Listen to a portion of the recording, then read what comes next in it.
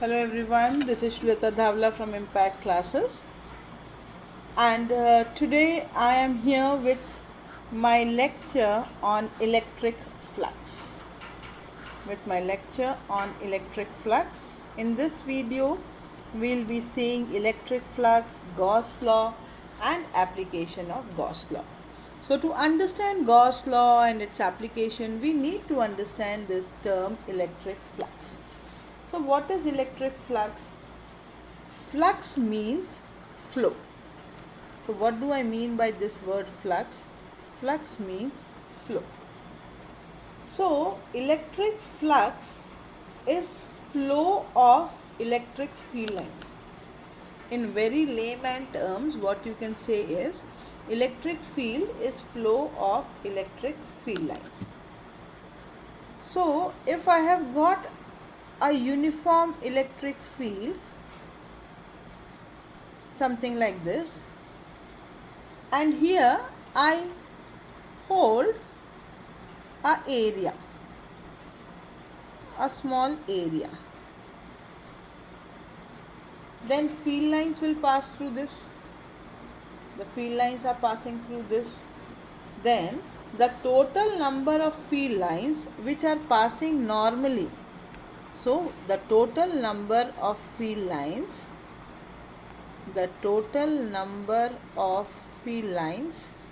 which are passing normally, this is the key word, which are passing normally,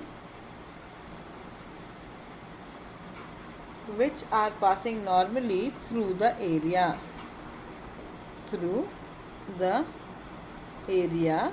is electric flux.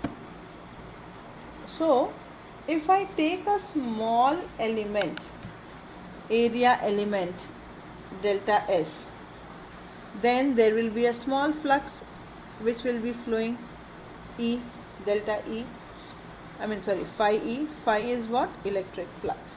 And what is electric flux? E delta S. So if you draw, so what is the key point? Passing normally through the surface. That is, electric field, the area vector has to be normal to the normal to the plane. The area vector should be normal to the plane. Understood? So what is the key concept? That the area vector is normal. So in this case, what we have done, we will draw a normal. Okay? So how we will draw a normal?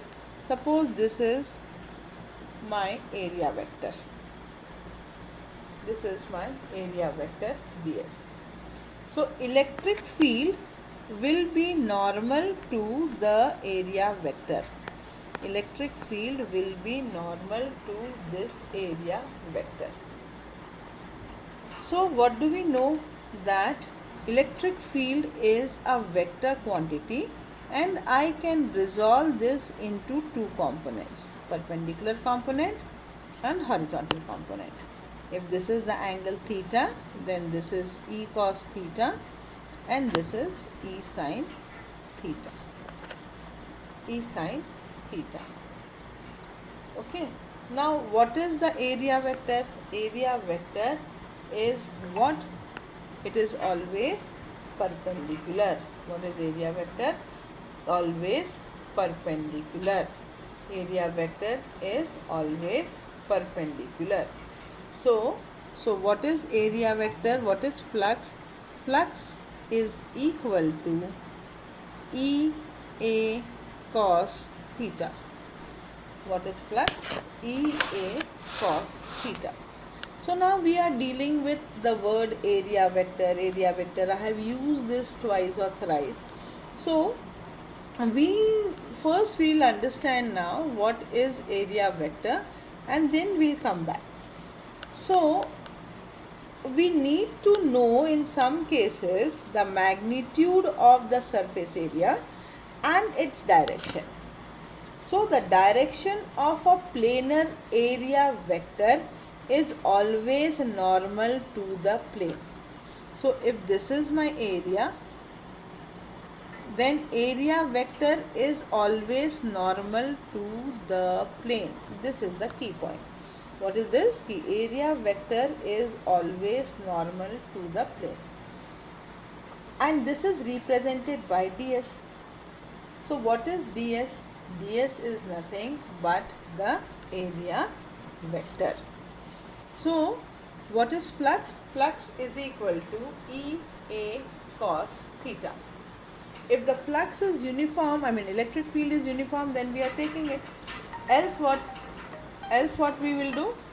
We will add on all the flux generated by the small portions of the electric field and the small area vector at this point.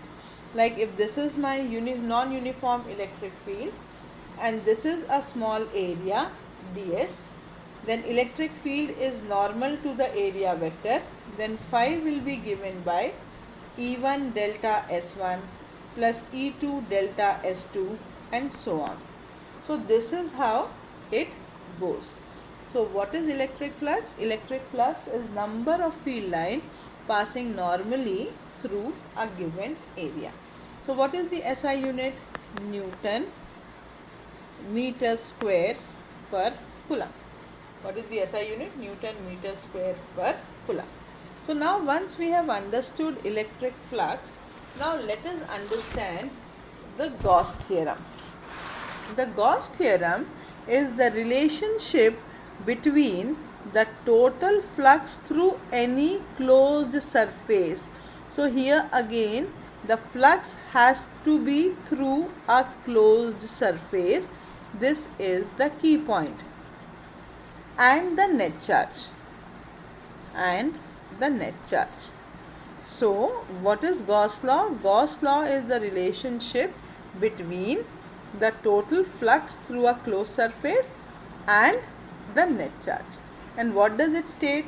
That the total flux through any closed surface is 1 by epsilon naught times the total charge enclosed by the surface.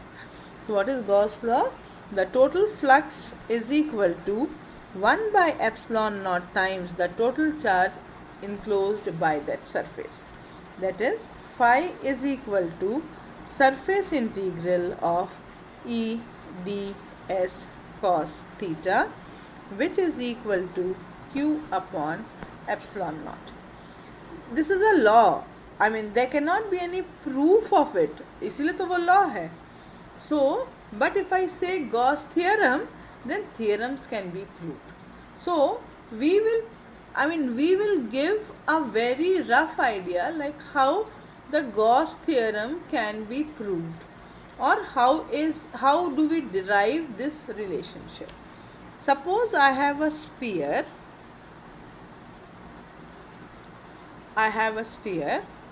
And in the center of the sphere there is a isolated charge, positive charge plus q, and the radius of the sphere is r. Right? Then what do you know? To apply Gauss law, you need a closed surface, and such a closed surface to which you apply a Gauss law is called Gaussian surface. So any surface to which you apply Gauss law is Gaussian surface. So what do? We take a very small area on this. So electric field for a positive charge goes outwards, and the area is also going outwards. So E and ds are parallel to each other, and hence theta is equal to 0. So we'll come back to the formula, that is phi is equal to E ds cos 0, which is equal to q by epsilon naught. Okay, so this we have to prove. So what is phi? If E is constant everywhere, then integration of ds. So what is the integration of ds? 4 pi r square. If you integrate this small area, सबको जोड़ते जाओगे तो sphere का area मिलेगा. Sphere का area कितना होता है? 4 pi r square. E का फॉर्मूला क्या है? 1/4 pi epsilon not q upon r square into 4 pi r square. तो 4 pi कटा, r square कटा. So flux is equal to q upon epsilon naught. So this is the proof of Gauss theorem. So now we have understood that to apply a Gauss theorem, you need a Gaussian surface. Gaussian surface basically is a hypothetical closed surface, and it is assumed that the charge is enclosed in that surface. If there is no charge enclosed in that surface, then Gauss law cannot be applied to the surface. So what is the importance? For the Gaussian surface gives you an idea of the charge configuration, कि वो linear charge density है, कि surface charge density है, कि volume charge density है. And if you use Coulomb's law to evaluate all these things, it becomes difficult. So this is the importance of Gauss law. So now let us see, can we prove the Coulomb's law from Gauss theorem, Gauss's law. So again, what do we consider? We consider an isolated positive charge, and we make a closed Gaussian surface which is in form of a sphere of radius r. And now what we'll do, we'll take a small area vector ds.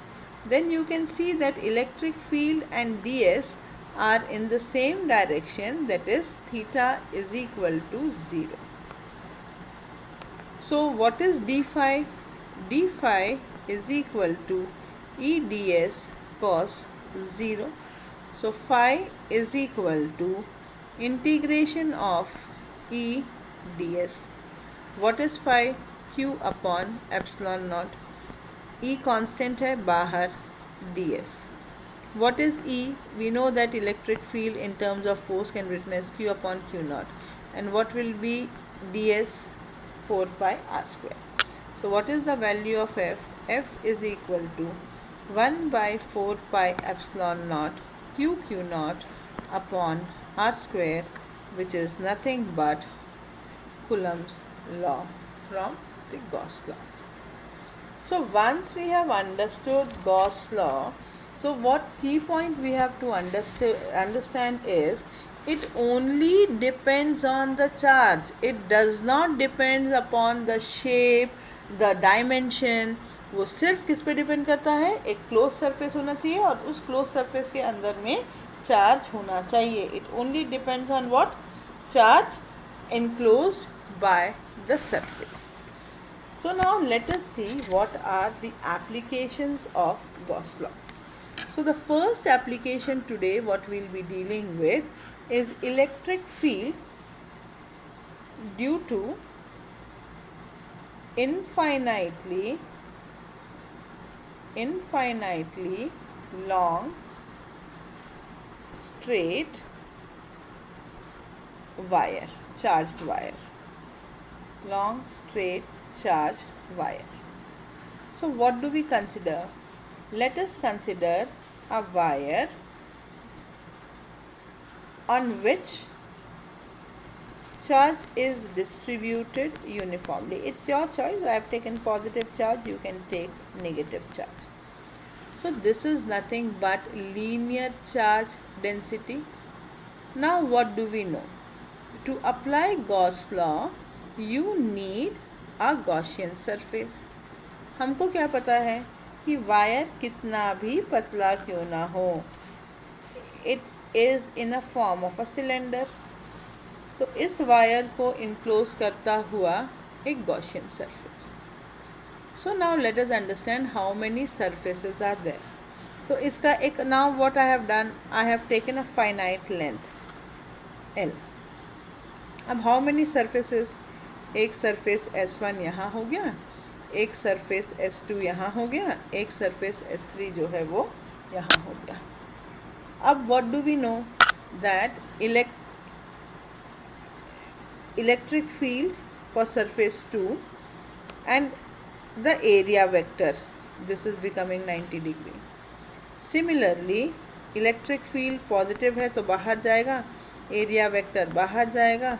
So for surface 2 and surface 3, the angle between E and DS is 90 degree. That is DS1 is perpendicular to E, DS2 is perpendicular to E and DS3 is perpendicular to E, but DS1 is parallel to E.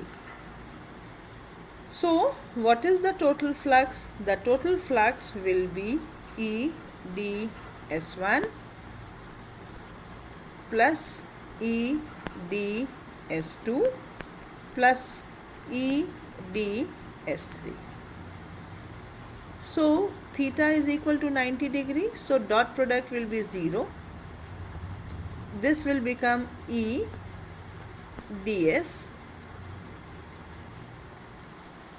Just a second. For this it will become EDS. This will be 0. EDS cos 90.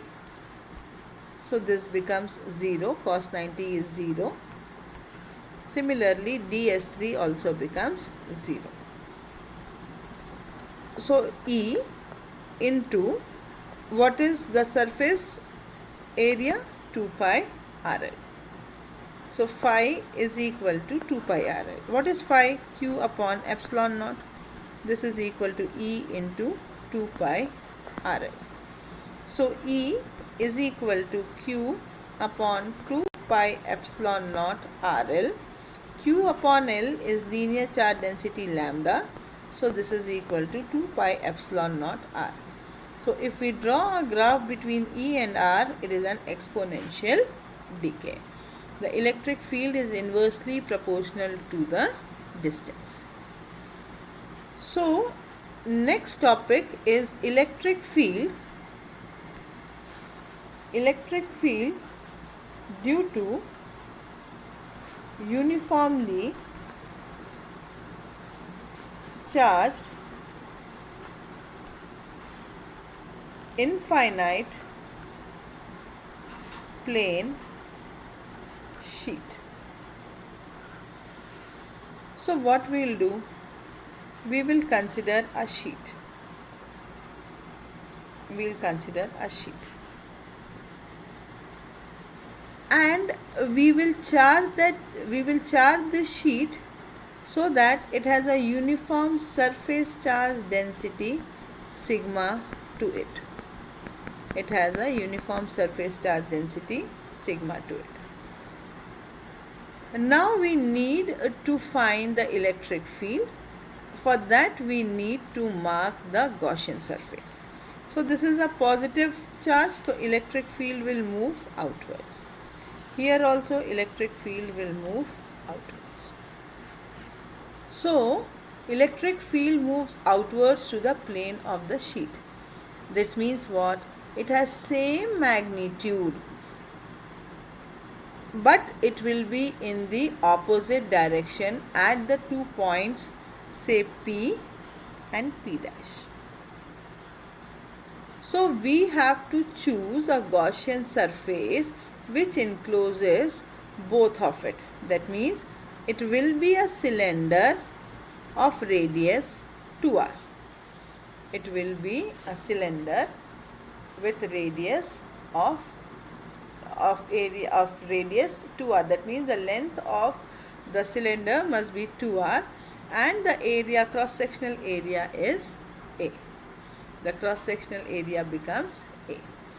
So now the area and the electric field are parallel to each other. So flux will be EA plus EA, which will be equal to 2EA. Flux is equal to what? Q upon epsilon naught 2EA. So what is E? Q upon 2 epsilon naught A.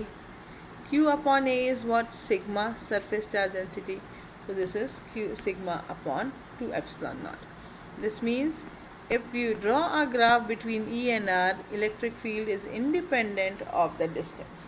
For a positively charged sheet, the electric field is directed away from it, and for a negative charge, it is directed inwards to it.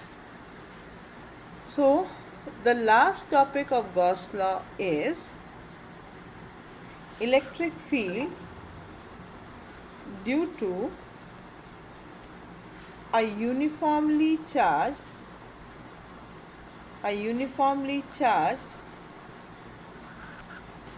thin spherical shell. This is very important in terms of your board. This is a direct 5-mark question. Sheet is a sheet and the wire are 3-mark questions. So what do we consider? Let us consider a shell.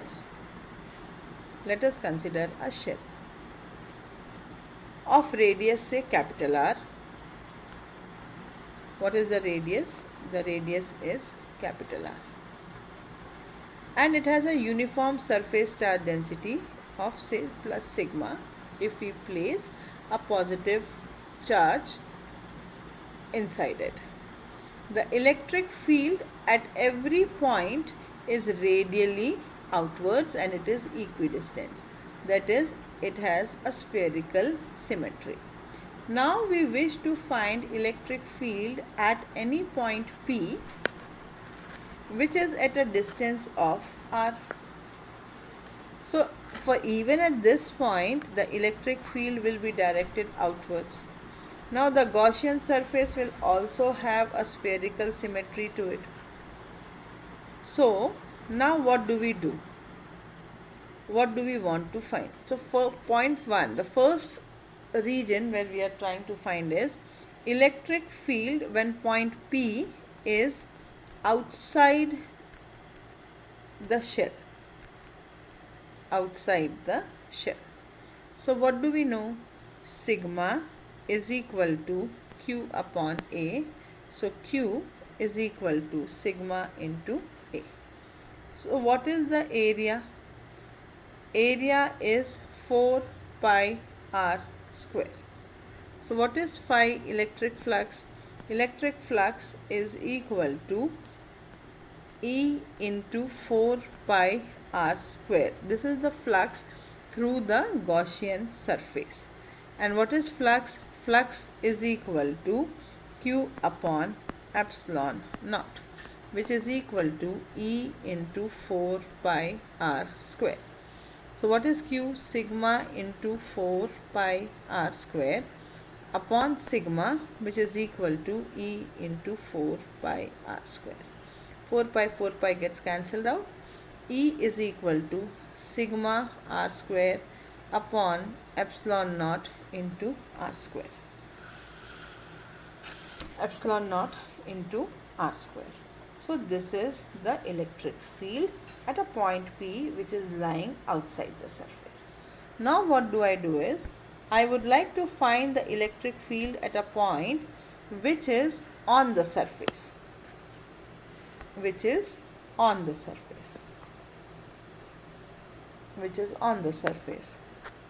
this means small r is equal to capital R.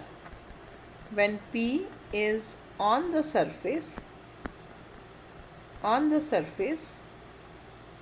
small r will be equal to capital R. So E will be equal to sigma upon epsilon naught. That means it is independent of what? It is independent of the distance. So when the point P lies inside, case 3, when the point P lies inside, so now what do I do? So this is my center.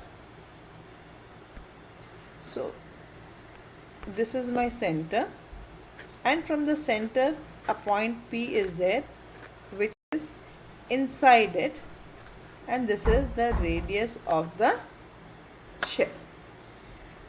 So now you can see that there is no charge inside the Gaussian surface. Since there is no charge inside the Gaussian surface, flux is 0, therefore electric field is 0. This means what? Now if I combine all the three cases and draw a graph between E and R, you will see that till the center, capital R, electric field is 0. Electric field is 0. And then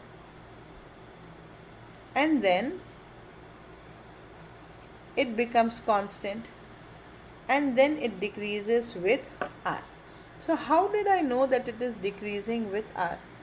You can see from equation 1 that E is equal to Q upon A epsilon naught R square upon R square.